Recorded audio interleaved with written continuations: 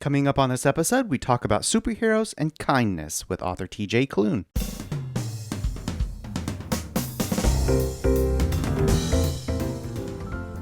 Welcome to episode 328 of the Big Gay Fiction Podcast, the show for avid readers and passionate fans of gay romance fiction. I'm Jeff, and with me as always is my co-host and husband, Will. Hello, Rainbow Romance readers. Welcome back. Now, before we get to our conversation with TJ, we've got some news about an upcoming event. Yes, we do. This Saturday, August 21st, is Bookstore Romance Day. I'm excited that I'm going to help Karina Adores celebrate the day along with Buffalo Street Books, located up in Ithaca, New York. I'm going to be talking with authors Penny Ames and Verity Lowell. Penny's book, For the Love of April French, is an Entertainment Weekly pick for Best Summer Romance of 2021. It's an MF book with a trans woman lead and features a fake relationship and a workplace drama. Now, that book comes out a little later this month on August 31st. Verity's Meet Me in Madrid comes out on October 26th and is an FF rom-com about two women juggling romance and careers across continents. I hope you'll join Penny, Verity, and me as we celebrate Bookstore Romance Day. You'll find a link to register for the free event in the show notes. Now, for this episode, we've got an extended interview with author TJ Klune. TJ is one of the most popular guests that we've had on the podcast, and he also happens to be the guest that we've had on the most times over the years. This time out, we're going to be talking to him about his latest releases, Flashfire, and this fall's Under the Whispering Door. And along the way, he drops a few details on forthcoming books like Extraordinaries 3 and next year's Tales of Verania sequel. TJ, welcome back to the podcast. It is so wonderful to have you here for the 8th time. Yeah, right. Thank you so much for having me. I'm thrilled to be back here for the 8th time. We got a lot to talk about, because we're going to talk about both Flashfire and Under the Whispering Door. It's another 2 for a year. Sweet. So we'll start with Flashfire. It came out back in July. For those who actually have not picked it up yet, tell us what you can about this installment of The Extraordinaries. Yeah, it is the sequel to last year's The Extraordinaries, and it follows the continuing adventures of Nick and Seth and Jazz and Gibby after the fallout of book 1, where many things happened, and it was revealed that certain people in Nick's life are keeping secrets that extend far bigger than he thought. So Flashfire is an exploration of those secrets and what it means to lie, to protect those you love, or to shelter them from a truth. And it's also, of course, Nick being Nick, he is chaos personified. So while there does have some very serious moments in it, I don't let that become all the book knows, because of course, Nick would not allow that. So it is a madcap, crazy comedy where things blow up quite often. And I'm very thrilled to be able to write stuff that blows up.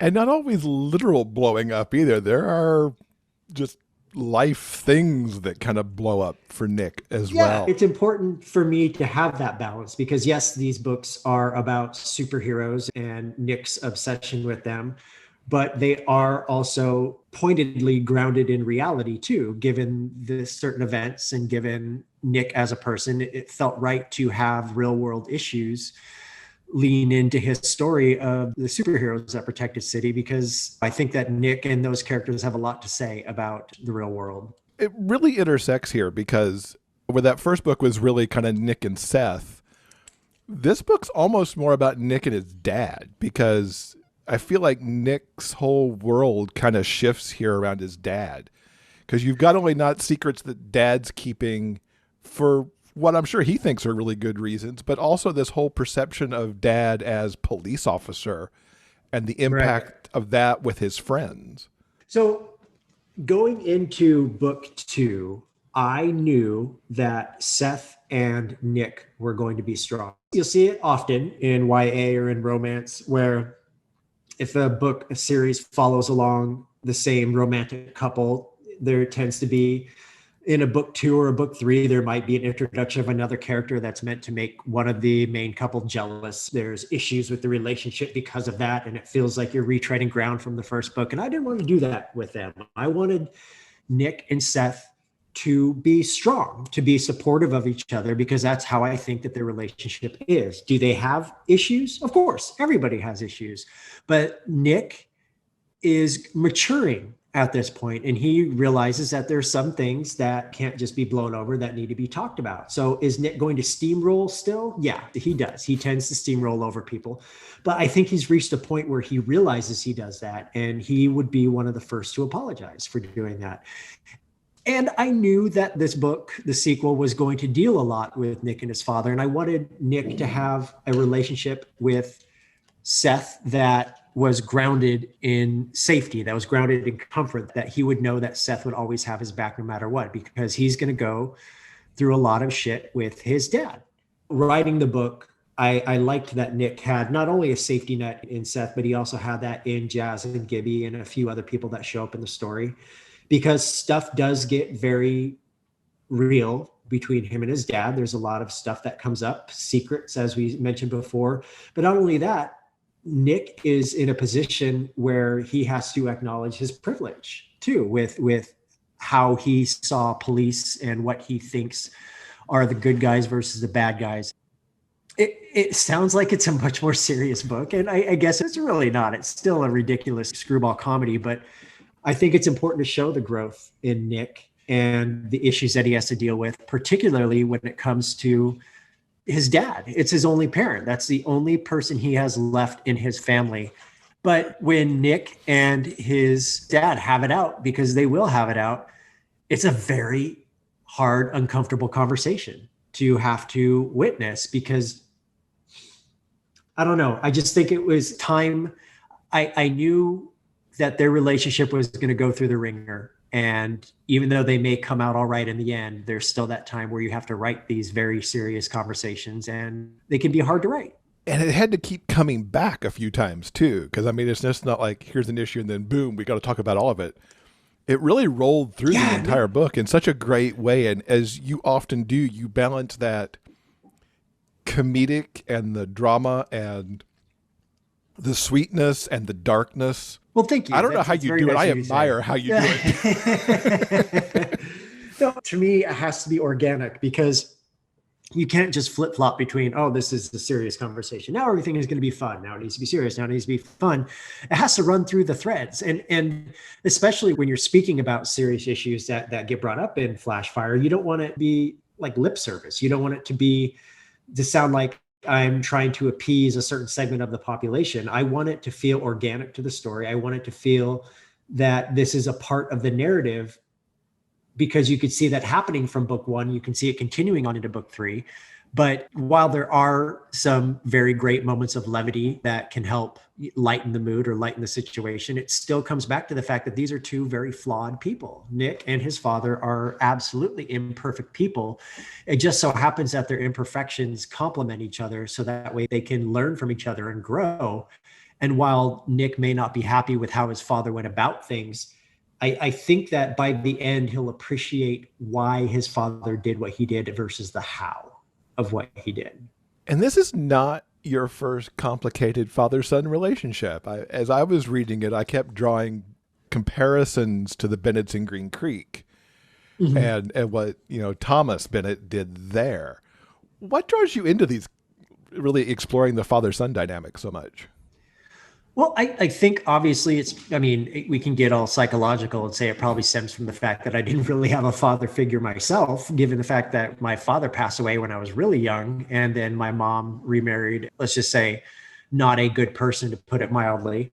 So I never really got to see what it means to have a good dad. And speaking of Thomas Bennett and speaking of Aaron Bell, they are good men. I believe that, but they are fallible men who make mistakes, not because they're malicious or not because they have ill intent, but they think that they're making it in the best interests of those that they love and those that they want to protect.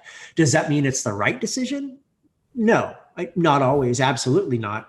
But they did it with the best interests of those that they love and I hope that can come through, because you don't want to see a person who is complicated and they don't have any chance of redemption. They don't have any kind of arc where they could learn from what they did, learn from their mistakes to become better. But I'm always fascinated by imperfect people, because let's be frank, if everyone was perfect all the time, that'd be absolutely super boring. And I would get bored writing and reading about that.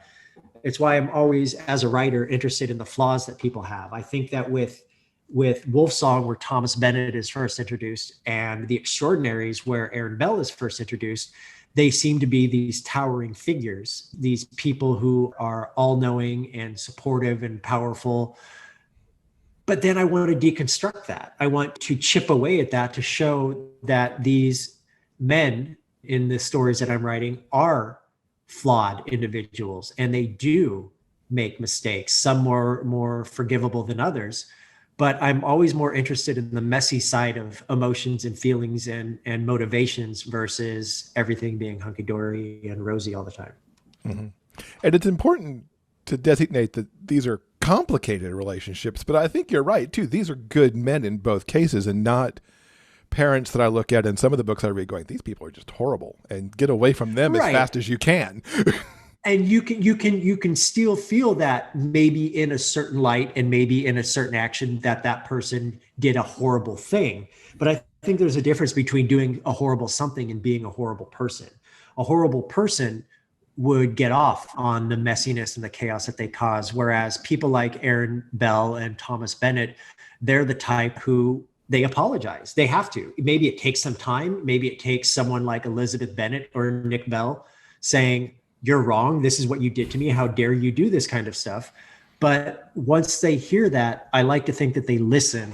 They may not always agree, but they will always attempt to understand where someone else is coming from. Those kinds of relationships interest me a whole hell of a lot more than ones where there is no arc. It doesn't even need to be drama. It just needs to be an arc showing something where they're learning from each other. To me, a character should not be the same as a character they were from the beginning of the book to the end of the book, even if they're a minor character. Yeah. And boy, you put everybody in this book through some stuff by the time you got to the end. Yes, I'm very, very excited about that. I love that immensely. You got to bring in some new extraordinaries in this book, and we don't have to delve too much into them unless you want to, but it seems like it would be insanely fun to come up with these new superpowered people. First of all, is it? And then what kind of goes into that for you as you're figuring out what you need for the book? There is, yes. And I will speak specifically on a drag queen who makes her first introduction in Flashfire. And I'm not going to say her name because I want people to be able to discover that for themselves. Suffice to say, it is a double entendre, as all great drag queen names should. I knew going into Flashfire, I knew even before I finished The Extraordinaries that when I was going to be writing more superheroes, one of them had to be a drag queen. It was all but written in stone for me because, as many people probably know, I adore drag queens. I think that they are some of the most powerful and awesome creators in the world. And I love the art of drag. I can never do it myself because I do not make a very good looking woman. I've tried before in drag, and let's just say that I have to know my strengths, and my strengths are not in drag. But I love drag. I love everything about it. So being able to bring in a very fierce, very independent drag queen as a new superhero was a goal of mine. I think that her introduction and her inclusion in the story brings it to a different level, and we'll continue to see that on into book 3. Even when I was creating the character, giving her a backstory and how she looked and what her costume would be like, I always knew she was going to have the powers that she has in that book, because without getting too much into spoilers, it just fits with the character that she is. She is, for lack of a better word, electric. So we'll just leave it at that. There are some other extraordinaries introduced in Flashfire 2. And basically, it was me just wanting to pull from comic book lore, comic book tropes, and having the idea of these specific type of powers, and each person has a very specific type of power, and what do they use that for, and what kind of stuff can they do with it. So with the new Extraordinaries, it probably took me not very long at all to come up with them, because this story, for all the stuff that happens in it, came out very, very quickly for me to write. It flew by really, really fast. So I think I was just in a groove, and knowing that these new Extraordinaries are going to have the powers that they did just made that all that much easier. I am eager to see when it comes out and when you start sharing it, the fan art that is going to come from The drag queen extraordinary. Yeah, that is going to be delightful. I know that there's already one in the works. I've seen a sketch of it and it's going to be wonderful. And I can't wait for everybody to see it. Oh, but yes, man. I hope that people get to enjoy the wonder that is this queen. And I adore her character very, very much. Yeah. Spin-off, please. In the future somewhere, perhaps. I will, as a teaser for those who have read Flashfire, I will say that in the next book, she plays a bigger role and she may get a love interest. So we'll have to wait and see how that works out. Yay. Breaking news right there. Yes. Or at least potential breaking news right there. Yeah, potential breaking news. You've made people with magic before in both Green Creek and Tales from Verania. Is it different creating people who use magic versus superheroes? Yeah, because with magic, I'm firmly planted in my head in the idea of fantasy with like Gordo and the witches in Green Creek and Sam of Wilds and all the wizards in Tales from Verania. It's firmly lodged in the fantasy side of my brain. I don't think of it any other way. But with Extraordinaries, I don't think of it as fantasy. I think of them as comic books because that's essentially what these are. These are comic books, except there are no pictures and it's a novel. So you know how it goes. There's two different sides. Like I can't ever go into, Sam of Wilds or writing in that world or writing in the Green Creek world and think of it as comic booky. And it's just this very clear division in my brain that these are two very separate entities that can coexist. But I tend to have more fun in the comic book area just because I adore comics in all their forms. And so being able to write about that love and write about the love of fandom, I think it just makes it more fun for me. And of course, Nova City is not real. And the universe of Flashfire isn't real. But you do bring in gay history from our reality. The drag queen references Marsha P. Johnson and the Stonewall riots a little bit within this book. Mm-hmm. How do you decide what gets brought in from our reality? I want to focus, it always comes back to what feels organic because I want to make sure that it's not going to be something that's out of left field. But here's the thing. These books are very queer positive, to put it mildly. But not only are they queer positive, since they are geared towards younger readers, even though YA is for anybody who wants to read it, I write with the idea of younger readers in mind. And I think that a lot of younger readers, not all, obviously, but a lot, I don't know if they know the history of the generations that came before. I don't know if they know what it meant to be queer in the 50s, the 60s, the 70s, the 80s, and before. I don't know if they know, they need to know these names. They need to know the names of people like Marsha P. Johnson. They need to know the names of people like Matthew Shepard. They need to know the names of our forebears who fought and suffered so we can live the life that we do. And not only that, these books are very sex positive. And there's frank discussions of consent and best practices when it comes to sex. And I do that not for any sort of titillation, because I'm not writing sex in YA for titillation. I'm writing it to be not necessarily an instruction manual, but I'm writing it for people to learn. Because queer sex is not taught in schools. In sex education, it's geared towards hetero students. So I want to make sure that while I am meant to be entertaining, I'm also having teachable moments in these books and making sure people know our history and people know what it means to be safe, because those things are important. I wish that when I had been 15, 16 years old, I could have picked up a book that not only had queer characters as the main characters who got to live and be happy, but that they also talked about what it means to be queer, what goes into our lives, where we came from, how we protect ourselves, what do we do when we have a crush on someone, what are the steps that we need to take to engage in sex, what do we need to do in terms of protection and all of that. If it helps even one kid who might not necessarily think about that kind of thing, or if it causes one person to learn more about queer history, then I'll have done what I set out to do, because I think that this kind of knowledge is powerful, and that the more we continue to talk about our history or to continue to talk about what it means to be sexually active, it's all the better for those who come after us, especially young queer kids who might not get any kind of role model that they can or might not be in a place where they can ask those questions. Mm-hmm. And I really like what you did with Seth and Nick here, because it wasn't like, hey, let's have sex, let's go do this thing. There was a lot of discussion about what they were comfortable with, when they wanted to do it, how it might want to go down, a lot of trepidation on Nick's part. To me, gives kids the permission to say, you know what, we need to have a conversation rather than just trying to dive right in. And that conversation is good. Right. Talking about it sets expectations. It can show what you are and are not comfortable with. And by Nick being able to have that conversation with Seth, is he uncomfortable? Of course he is. He's absolutely uncomfortable having these conversations, but he knows how important it is. For a character like Nick, it would have been very easy to write him and Seth having sex or a sex scene into Flashfire, knowing that I was going to be able to tell Nick and Seth's story over 3 books. It did give me a little bit more wiggle room. I'll give you that. But I like the continuing conversations, how they evolve. What with the conversations that they have in Extraordinaries about sex are still evident in Flashfire, but they're building upon it because they're gaining more knowledge. They're learning more about themselves. They're learning more about each other. And that continues on into the last book too, where they make a decision on what they want to do in terms of their sex and sexuality. And it reaches a point where it felt, again, I'm going to be harping on this, but it felt organic. It felt like I had given them the time and the space to breathe and find their way.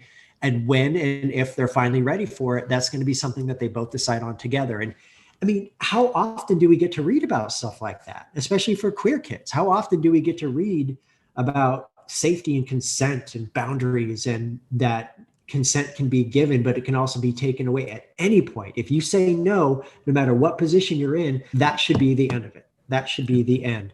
And I love how Nick may be, well, let's be frank, he's a bit of an idiot at times, but he knows that these things are important. And no matter how many embarrassing conversations he has to have with his dad about safe sex, but he knows that those kinds of things are important. And it shows his respect and his love for his boyfriend, that he wants to talk about those things with him because he knows that that is important and, in the end, extremely healthy to do. Nick and his dad. Wow. Yeah. So hilarious. Great conversations. To see them happen on the book, but oh, they cracked me up so hard.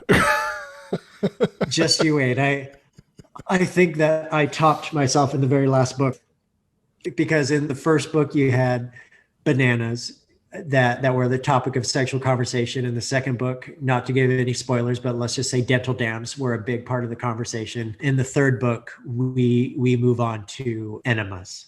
And that's all I'll say with that. Oh, wow. Because, yes. So. I don't even know how to process that one. Can't wait. I think my editor will be saying the same thing, and that's super exciting.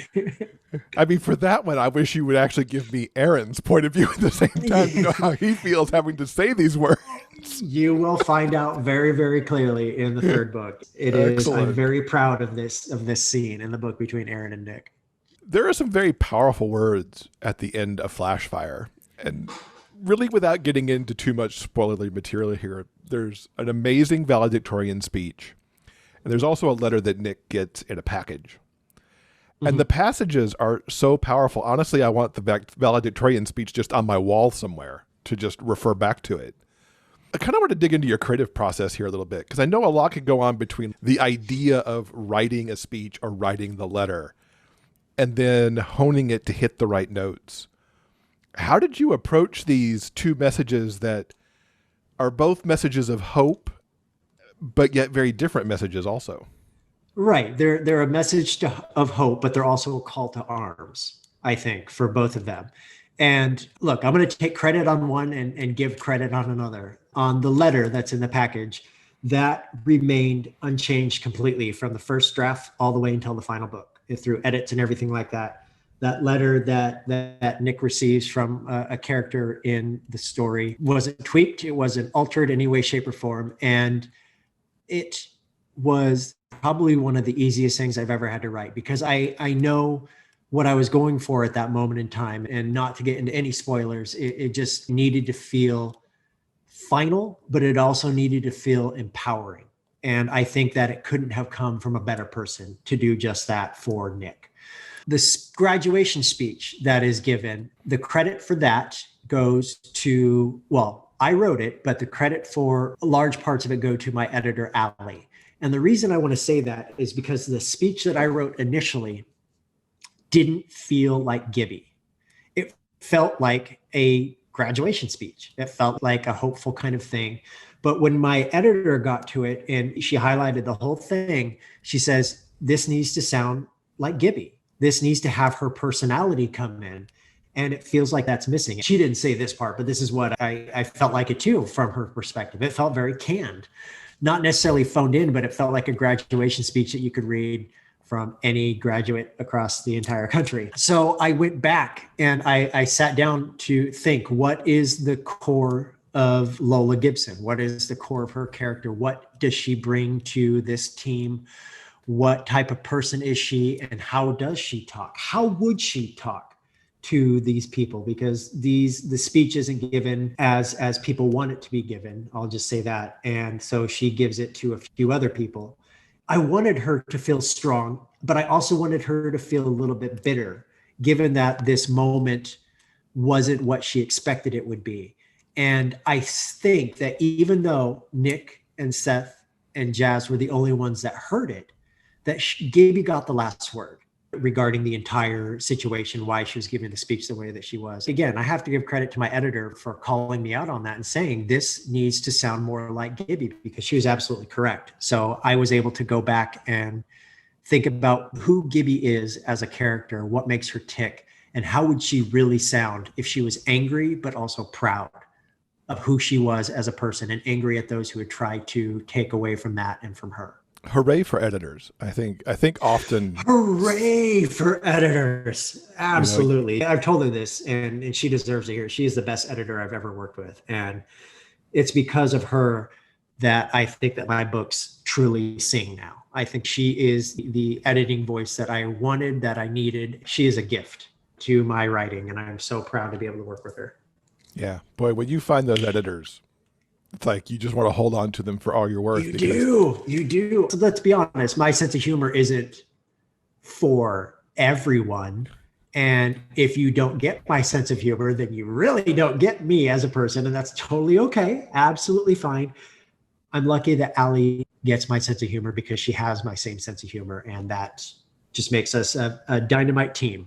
Does she only do your YA at Tor, or does she also do Cerulean and Whispering Door and such also? Yep, she does those too. She edits all of my books. I know. And I it's probably not the norm, but I would not want to work with anyone else. So I hope that I get to work with her for the rest of my career. So if you could share, as we work to dodge away from spoilers, what's your favorite scene in Flashfire? The graduation speech, I love. We've talked about that ad nauseum. I'll give you 2 words: Bluetooth. Oh no, it's more than 2 words. Bluetooth and dental dams. Let's just say the first few chapters of Flashfire were very joyful for me to write, because there's a scene involving Bluetooth speakers that don't work as people have planned. Before I plotted out any of the rest of the book, before I even got to what the point of the book was going to be about, I had that scene in mind. And I knew that that's how I was going to start the book. And I even told Allie before I started writing it, there's going to be this and this and this, and this happens with Bluetooth. And I'm sure she just kind of wrote it off at the time going, oh yeah, here's a writer talking about, something that's probably not going to happen. And then I made it happen because the idea it made me happy. So you'll know it when you get to it. Oh yeah, for sure. Yep. You said enough that everybody, when they read it, will go, this thing. Yeah. I just love the cut between the Bluetooth and the very next chapter being dental dams. I'm proud of how this book turned out. I'm proud of all the serious topics that it covers, but man, I love that the most of all. You leave us on what I called in the review a Marvel-sized cliffhanger. Mm-hmm. In fact, I feel like it's a bigger cliff than where we left the Extraordinaries. Oh, it's much bigger. That was a little hop, skip, and a jump. This is an entire fall off a mountain. Yeah. What, if anything, can you share about the next part? It is the last book in the trilogy. Beyond that, I will say that there are going to be things coming that no one will things that I plotted and teased out in the very first book and continued teasing through this book are going to come to fruition. And it is going to be a crazy, crazy ride that I think is going to have a couple of twists that nobody's going to see coming. So I'm very, very, very excited about this last book. It comes out next summer at some point, but I think it's a perfect way to end this series. And I'm so, so honored that I got to tell a trilogy following these ridiculous characters. It's not really a surprise for you to say that there's going to be a twist you never saw coming, because I think that's par for the course in your series. Right. I do things that I could not believe I did and could get away with. Let's just say that I'm obviously very excited about this last book, and I think that the readers, fans of this series are going to be too. Fantastic. Summer 2022. Mm-hmm. So moving on to Under the Whispering Door, which comes out in a little over a month on September 21st. Mm-hmm. Tell us about Wallace's story. Okay, so this is completely switching gears from the crazy world that is taking a 180 now. Flashfire. Under the Whispering Door, right? Under the Whispering Door is a book about a not so very nice man named Wallace, and Wallace is an attorney, and he is a partner in his law firm. His name is on the masthead. He helped create the firm with a few of his college bros, and he is living a life where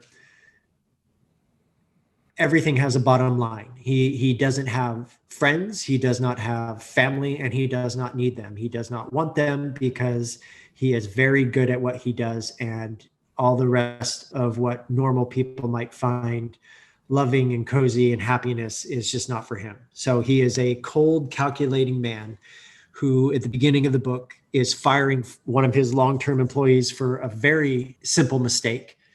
And he's the type of person who believes that when a part in a machine breaks down, it's easier to replace the entire part rather than it is to fix the part that's already there, which is why he decides to fire the woman that works for him. And then he dies. And that happens in the very first chapter. And what follows is an exploration not only of the power of grief and the catharsis that could be behind it, but also what it means to be a good person, but even further, what it means to be a better person. Because I don't know exactly what it means to be a good person. But that doesn't mean I stop trying from being a better person every single day. And that is what I wanted to explore with Wallace, who, after he dies, he is taken to a tea shop in the middle of nowhere, where he is brought to the owner of the tea shop, a man called Hugo, who is actually a ferryman, the man whose job it is to help souls cross over to whatever comes next. Wallace decides that he does not want to go, so he stays in the tea shop. And the novel is the journey he goes through in learning that the life he lived was not a good life and not a life lived at all, and what he can do to try to become a better person than he ever was in life. This book is happy and it is sad, and it is all about, well, as I pitch it to the publisher, it's a comedy about grief. And grief is a very, very tricky thing to write about because no two people experience grief the same. But we all know what grief is, because if you live long enough to know what love is, you'll know what loss is at some point. So I wanted to explore what grief does to a person, and taking the themes that I explored in The House in the Cerulean Sea of being kind to others, instead of that, or I should say, in addition to that, I wanted to explore the idea of what it would mean to be kind to yourself, because that is much, much harder than people think it is. And especially when you've lived a life like Wallace, where he wasn't kind to anyone, much less himself, because being kind to anyone or to himself meant letting people see behind the facade of the armor that he wore. I think about that a lot, what it means to be kind to yourself and kind to others in addition. And that's what I wanted to explore with this book. And kindness to yourself, I mean, I think we've all seen in the last year how important it is to cut yourself a break. Right. from time and it to is. time. And I'm not even talking, I'm talking about big things. I'm talking about small things. I'm talking about mental health, your mental well-being. And I'm talking about the days that you have when you feel like a piece of shit, when you don't think that you deserve happiness, where you don't think that you deserve to feel good. And those are the days when it is the hardest to be kind to yourself because you don't want to be, because you don't feel like it. And I wanted to know, because I know what that feels like. I've been there. And chances are maybe I'll be there one day again. But as long as I remember that thing that I'm trying to do with my life, where I'm not trying to be a good person, because again, I don't know what that means exactly, but I'm trying to be a better person. Every day, I'm trying to be a little bit better than the day before. Do I always succeed? No, absolutely not. Do I keep on trying? Hell yes, I do. And on the days where I feel like an asshole, on the days where I feel like crap, I remind myself, you know what? If you didn't do it today, do it tomorrow. And then I'll try again. How did you prepare to write something with this heavy subject matter, and subject matter that's can be both very personal, but then also have to spread it in a way that everybody gets it and can resonate with it? Right. So this book, to be clear, this book is a comedy, but it doesn't shy away from the idea of mortality and all that comes along with it, and various forms of mortality too. There are discussions of death by illness. There are discussions of death by violence. There's discussions of death by suicide. And while I don't necessarily go whole hog into it and show these acts as they occur, because that's not what the point of the story is, but I do talk about them because, like death, topics of illness, topics of death by suicide are so taboo in our culture. We don't like talking about them because we don't like thinking about them. And that makes sense. That's totally understandable.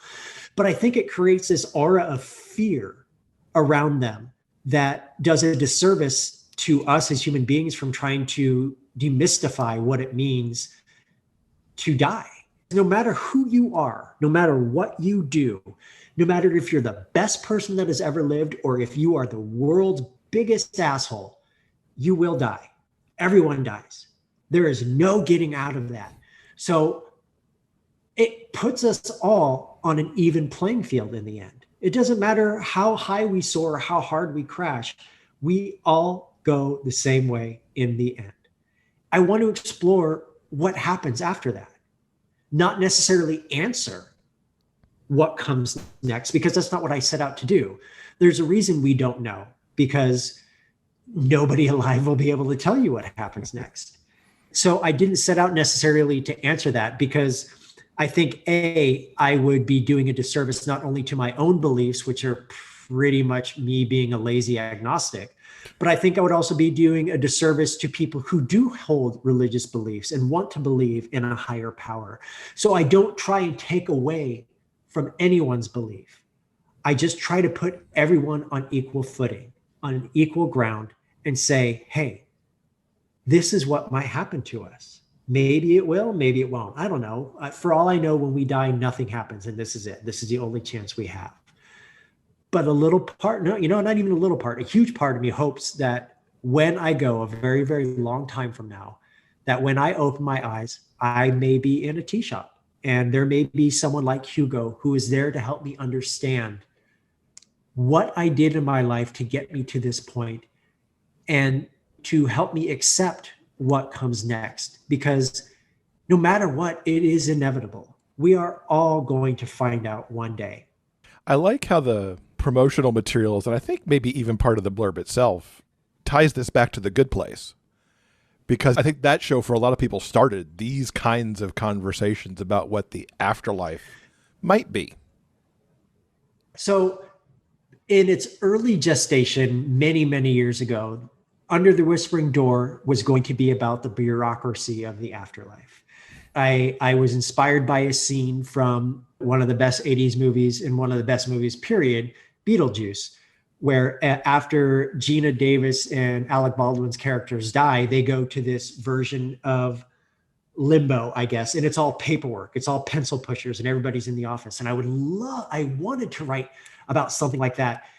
And then The Good Place came out, and they did it infinitely better than I ever would have. So it's one of those times where you have an idea, somebody does it better, so you shelve it and you move on. It's happened before, undoubtedly it'll happen again. But I needed to write a story about grief. So I went at it from a different angle. The Good Place is one of the best TV shows I've ever seen. I loved every single second of it, from the very first episode to the very last episode, which I was bawling the entire way through. I think that they had one of the best answers of what happens when we go. And I'm not talking about the entirety of The Good Place. I'm talking about the last 10 minutes of that TV show. And I won't spoil that here. It was so profoundly moving to me. That was the idea of the afterlife for them. So I wanted to think about, okay, what happens before that point, though? What happens when you're still here and you haven't quite moved on yet? And then that became the genesis of the story. Also, I discovered something that I'd never heard before, which happens every now and then, that there are doulas who help through the birthing process, but there are also people who act as death doulas who come in and help families, the people who are about to pass, and also the families who are with them. They help to ease the process, to answer questions, to set up legacy projects, to help the families at the beginning stages of their grief. And that helped to inform the character of Hugo, because even though he is a ferryman whose job it is to help souls who have already passed over, I like to think of him as a sort of death doula. And I'm just fascinated by people who work in end-of-life care. I cannot imagine, only because I know I don't have it, the level of empathy needed to work in such a field. The people who work in end-of-life care have to be some of the most empathetic people on the planet to do what they do. You've always been really awesome at descriptions and really immersing your readers in the worlds that you're putting them in. But I feel like you've amped up your powers in this book, because everything from the tea shop to Wallace's journey from his death to get to the shop, I mean, it's all so vivid. How much of that made it through from the first draft, and then how much did Allie come in and say, maybe do this? She didn't necessarily take anything away in terms of the senses of the book. She made me amp them up more than what I had. And there's a very big reason for that. 95% of this book takes place in one location. It takes place in a tea shop. When you have 95%, which is pretty much the entirety of a book, take place in one location, it can be very claustrophobic for a reader unless you're careful, which is why the tea shop itself needed to become a sort of main character in its own right. So in addition to that, the character of Wallace has a very sensitive nose. There's little hints of that throughout the entirety of the book. And it was just another layer added upon just the idea of senses, because I wanted this tea shop to feel real. I wanted it to feel lived in, because the reader is going to be spending nearly 400 pages in this tea shop. And if it didn't feel like a real place, if you couldn't smell the tea or smell the baked confections, if you couldn't hear the wood floors creaking or couldn't hear the plants swinging on the hooks, people muttering in the background as they're talking to each other because there's no Wi-Fi and no internet allowed in this cafe, then it wouldn't feel like a real place. And if it doesn't feel like a real place, then you are going to want to get out of that sooner rather than later, not spend an entire book there. So it was all about senses: taste, touch, hearing, smell, sight, all of that. It was how I wanted this world to feel alive, because it was going to be the only world that the reader and these characters would know.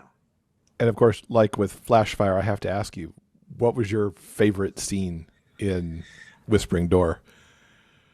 I'm going to completely avoid spoilers here. I will say that it involves a character named Cameron, and you will know it when you get to it. I thought you might just say, it happened in the tea shop, and just leaves the whole book open.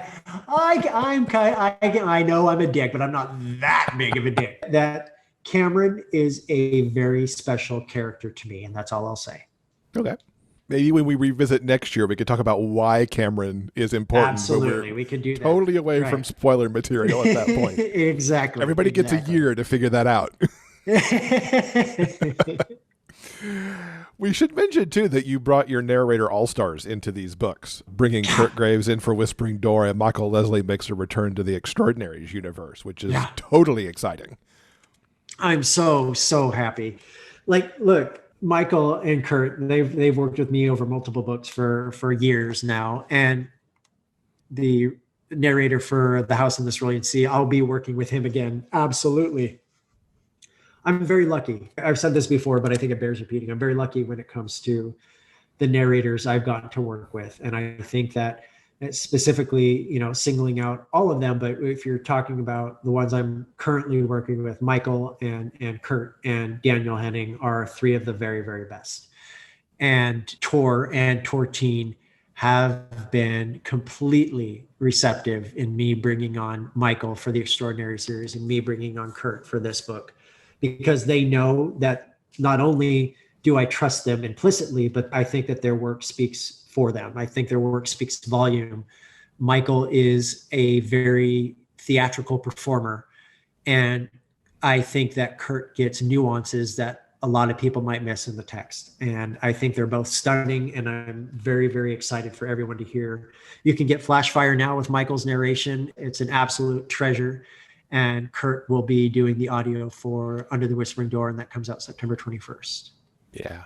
Good stuff with Michael. I just loved it.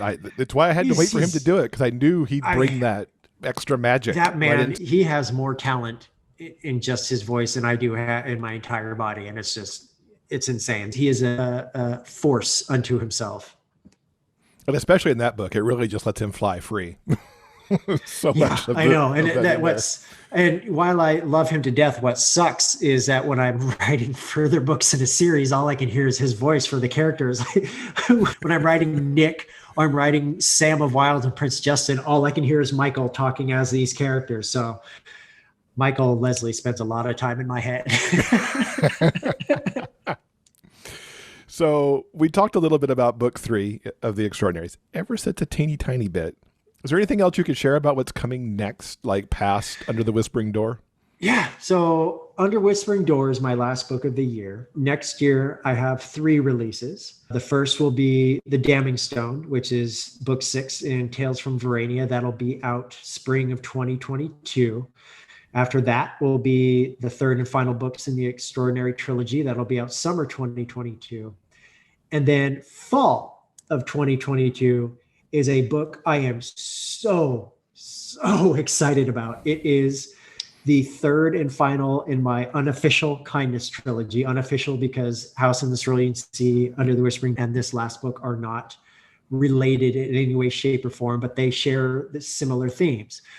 Cerulean Sea was about showing kindness to others. Under the Whispering Door is about being kind to yourself.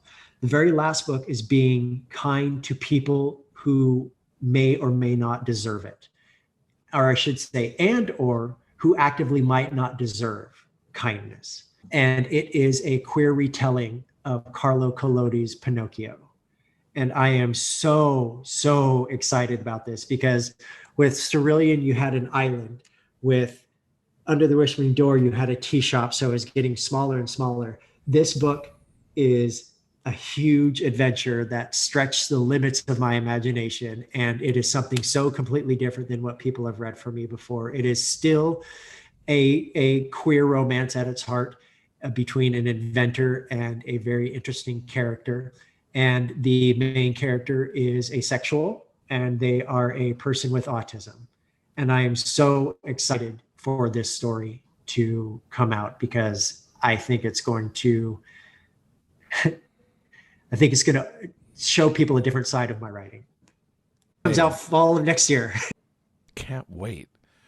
Is there anything you can kind of tease people a little more on book 6 of Verania? Yes, it is a book where I write the biggest himbo character I've ever written. And that himbo character is Justin's love interest. He is a big, ditzy jock king who I adore this character. His name is Dylan, and he gives Prince Justin a run for his money, because Prince Justin is a bit of a dick, as my readers know.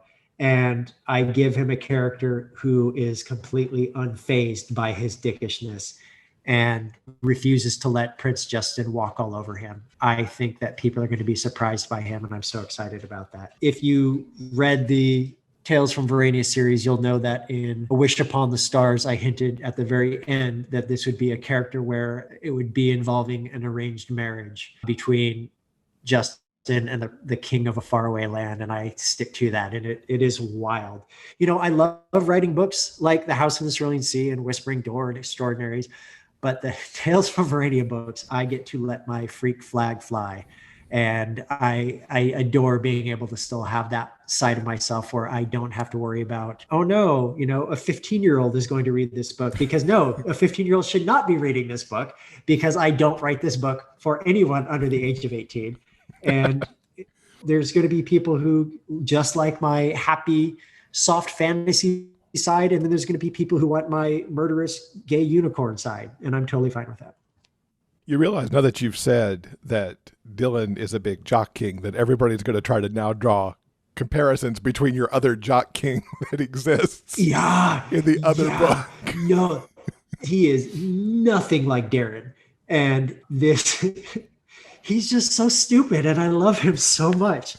And okay, look, I'm not bagging on my own character because he is dumb. That's the joy of being able to write a himbo character, but he is not as dumb as he appears. And trust me, he will be able to hold his own, especially in the face of Sam and Gary and Ryan and Kevin and Tiggy and Justin.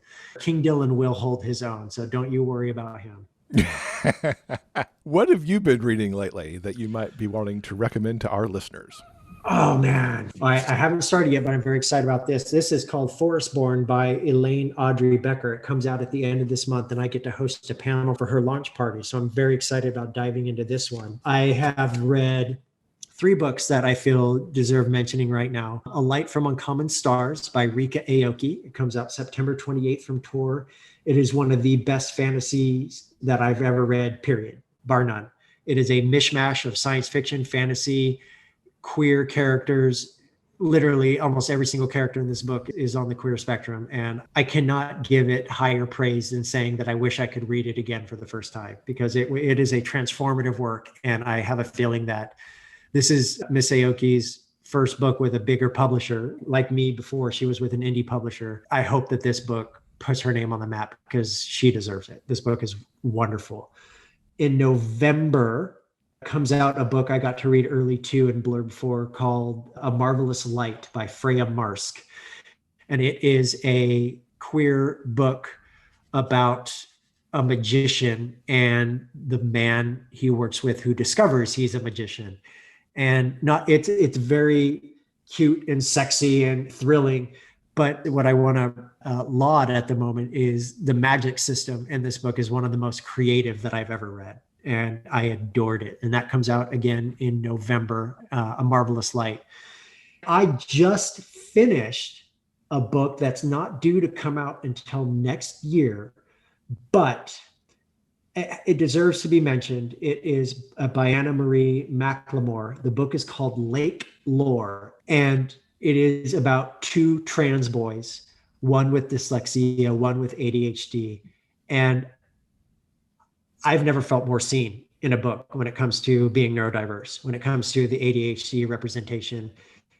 They nailed it. They knocked it out of the park. It is an absolute knockout of a book. And it's something that I'm going to be recommending for years to come. And that's Anne-Marie Mclemore's Lake Lore. And that comes out at some point next year, I think. Fantastic. Things to add to my it TBR is so right good. now. Yes.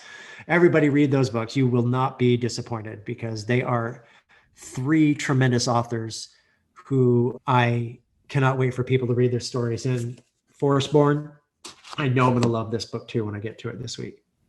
Fantastic. Now, for those out there who don't know, and there shouldn't be that many at this point, how can people keep up with you online to get all the latest news as you're ready to release it?